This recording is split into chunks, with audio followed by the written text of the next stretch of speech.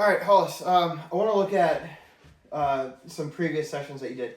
So tonight we were primarily talking about that you were cutting the ball, right? So what that's going to look like, and we talked about it tonight, right, a fastball, if I'm throwing it this way, I'm going to stay behind the ball, and as I release it, I'm going to have backspin on it to help it project forward. All right, when you're cutting the ball, that means instead of being here to release it, one thing that could cause to cut it is going to be out here. Okay, and this is where you were today, and I'll show you on the screen one of your pitches that we got a really good angle of that. All right, another thing that could cause it, and this is what happened with me when I was pitching at the higher levels that I got to, is my grip. I had my thumb directly under my pointer finger. All right, and that's gonna cause you to end up releasing it out here again. So I think if we move your thumb a little bit further under that middle finger, hopefully we can get more backspin on it. So the ball's going to come in like this, as opposed to cutting it out here and the ball coming in more like that. Okay. If we see the trend that you're continuously cutting it, we can always develop that as a secondary pitch, because it did look pretty good. It was a good cutter today. We just want to make sure that you have a true fastball as well. Okay. So if I go back, let's look at the first session that we did on Rapsodo. It registered everything as a fastball and a two-seam. Okay. There was no cutting on that.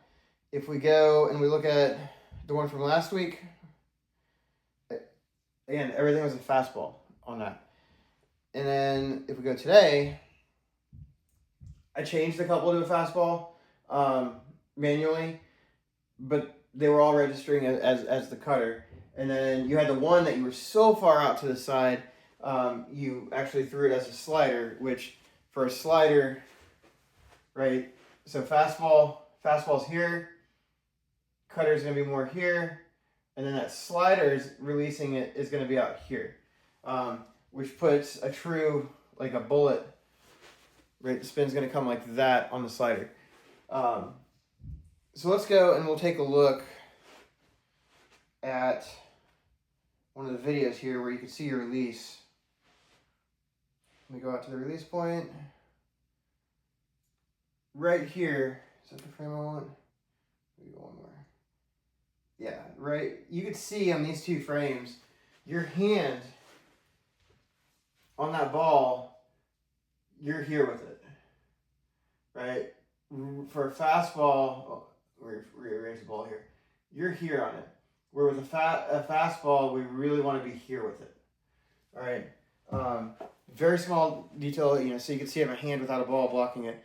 So fastball, and then here's where you're at. That's cutting the ball. So this is the difference. Not a big difference.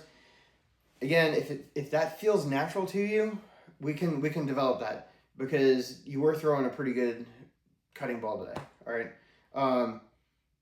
Otherwise, mechanically, I think we were doing pretty good. We got that stride in a good position. Right here, I'd like this hip to be internally rotated, which would cause this foot to pivot, and you'd be more pushing off the rubber with the balls of your feet, and your shoe in this position here, as opposed to being more horizontal with it. And also, if you could sit back a little bit. So like if I was able to push you a little bit in that direction, and you're sitting back a little bit more, you're going to get a little bit more power. All right. But the stride was better, I thought, and you're landing nicely closed with that front foot, so you can rotate around that front hip, and follow through is pretty good as well. You could see maybe on the camera, I don't know if the iPhone camera is getting enough of that, but you could see the spin as you're releasing it there, how the ball's cutting. And you see it drop right there. So ball's coming in and boom, drops at the last second, right? And I'll show you why that is. All right, so pitch 8's the one that we just looked at. All right, I've only got eight pitches pulled up here. your true spin, so if you had a true fastball and it had the backspin on it, your RPM's 1,076, okay, revolutions per minute. Out of those, only 37.7% were being used to project the ball forward. All right, so in essence, the ball's going to project like it's only got a 405 RPMs, which is going to cause the ball to drop at the end. Gravity's going to pull it down. And if we go back and we look at the movement chart, the movement chart's all right. You could see how it was inconsistent, right? And the cutter should be more along, like if you're throwing a true cutter, an intentional cutter, it's going to be more along that vertical black line and not on both sides of it. The fastball should be arm side and not over on the glove side, if we're looking at the spray chart. Okay, this is factoring out gravity. So in reality, the blue ones that are marked as cutters are going to end up finishing down below the horizontal. All right, we can get more into that next time if you want.